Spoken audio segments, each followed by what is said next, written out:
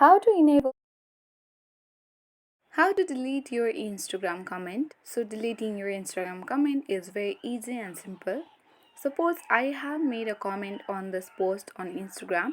Simply you have to tap on the comment and you need to tap and hold the comment that you have made and tap on the delete icon at top of the screen and your comment has already been deleted.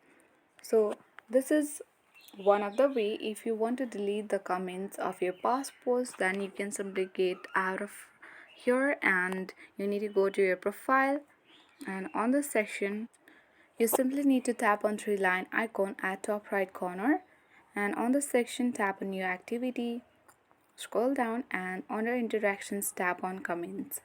Since I don't have any comments here, if you have any comments of your past posts or photos, then what you need to do is you need to select the particular comment and you need to delete from here. So that's how we delete our Instagram comment of past posts as well as the new post. Thank you for watching and see you in the next video.